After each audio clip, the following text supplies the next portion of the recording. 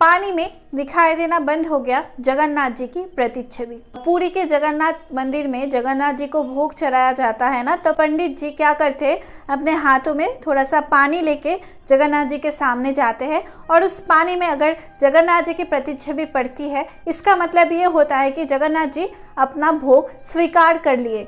लेकिन 1819 की जन्माष्टमी के दिन जब पंडित जी ने भगवान जी को मतलब जगन्नाथ जी को भोग चढ़ाया, तब वो लोग अपने हाथों में पानी लेके जगन्नाथ जी के सामने जाते हैं, लेकिन उस पानी में ना जगन्नाथ जी की प्रतिच्छवि नहीं पड़ती है। सारे पंडित जी ना बहुत ज़्यादा परेशान होने लगते हैं कि क्यों जगन्नाथ जी अपना भोग स्वीकार नहीं कर रहे।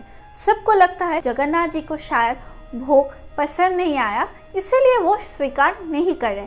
तो वो लोग क्या करते हैं ना, बहुत ही स्वादिष्ट पकवान बना के भगवान के सामने आके रखते हैं, फिर भी उस जल में जगन्नाथ जी की प्रतिच्छवि नहीं आती है। तो ये बात तुरंत वहाँ की राजा को पता चलता है। तो राजा बहुत ज़्यादा परेशान हो जाता है कि क्यों भगवान जी भोग स्वीकार नहीं कर रहे। राजा को लगता है शायद भोग बनाने में या कुछ त्रुटि हो रही है, इसीलिए भगवान जी भोग स्वीकार नहीं कर रहे हैं।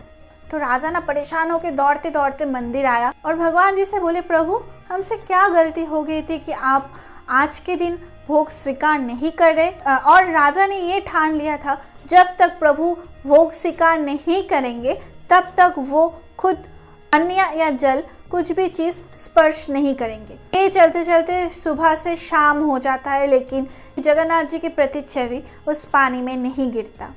शाम होते ही ना राजा बहुत ही ज़्यादा थक जाता है और वो मंदिर में ही ना सो जाता है। जब भी राजा का आँख लगता है तब राजा के सपनों में जगन्नाथ जी आते हैं और राजा पूछते हैं, प्रभु हमसे ऐसी क्या गलती हो गई थी कि आप भोग नहीं स्वीकार कर रहे।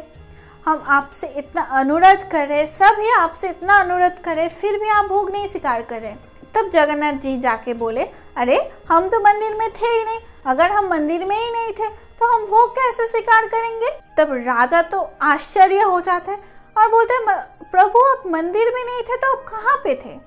तब जगन्नाथ जी मुस्कुरा के बोले, मैं तो मंदिर के पास जो झोपड़ी है ना, उस झोपड़ी में जो बूढ़ी मैया है, मैं उसके घर में गया था भोजन करने, क्योंकि वो बूढ़ी मैया ना जब भी मेरे मंदिर में आते थे मुझको बोल के जाती थी एक दिन उसकी झोपड़ी में जाने के लिए और उनकी बनाए हुए स्वादिष्ट पकवानों को उपभोग करने के लिए। इसलिए आज जन्माष्टमी के दिन मैं तो उस बूढ़ी मैया की झोपड़ी में जाके उनके हाथों के बनाए हुए स्वादिष्ट पकवानों का स्वाद ले रहा था, इसलिए मैं मंदिर में नहीं था और मैंने भोग भी नहीं ग्रहण किया। यही बोलते बोलते राजा की भी नींद खुल गई और राजा क्या किया, अपने पंडितों से आदेश किया कि फिर से जगन्नाथ जी को भोग लगाया जाए। फिर से सारे पंडित जगन्नाथ जी को बहुत स्वादिष्ट पकवान भोग में लगाया। फिर जाके हाथ में पानी लेके जगन्नाथ जी के सामने गया, तब जाके जगन्नाथ जी का प्रतिच्छवि उस पानी में गिरा, मतलब जगन्नाथ जी भोग स्वीकार कर लिए। इस कहानी से हमको ये पता चलता है कि हमारे जो प्रभु है ना, उनको स्वादिष्ट पकवान से भी अधिक प्रिय है। सच्चे मन से अगर आप भक्ति करो, उनको सच्चे मन से बुलाओ तो वो ज़रूर आएंगे। चाहे बहुत सारे पकवान ना भी बना पाए, लेकिन अगर आप सच्चे मन से प्रभु को कुछ भी दे दो ना, वो बहुत ही आनंद से सब कुछ छोड़ के आके वो स्वीकार करता है। प्रभु के लिए कुछ भी छोटा या बड़ा नहीं होता है। प्रभु के लिए तो सबसे महत्वपूर्ण चीज़ होती है भक्ति। भक्त अगर भक्ति करके प्रभु को कहीं भी और किसी चीज़ के लिए भी बुलाए ना, प्रभु तो दौड़ते दौड़ते आ जाते हैं। उनको ज़रा सा भी परवाह नहीं रहता कि कौन ज़्यादा कर रहा है और कौन कम कर रहा है। उनको तो सिर्फ इससे फ़र्क पड़ता है कि किसके मन में भक्ति ज़्यादा है। तो सब बोलिए जय जगन्नाथ। अगर आपको ये वीडियो अच्छा लगा तो मुझे लाइक कर दीजिए और कमेंट कर दीजिए और मुझको ये ज़रूर बताना कि आप नेक्स्ट कौन सा कहानी सुनना चाहते हैं। ऐसे ही बहुत सारे अनोखी अनसुनी कहानी अगर आपको पसंद है, नए मंदिरों के बारे में, हमारे पुराणों के बारे में, तो मुझे ज़रूर सब्सक्राइब कर लीजिए और फॉलो कर लीजिए और पास में जो बेल बटन है उसको प्रेस कर लीजिए। नमस्ते।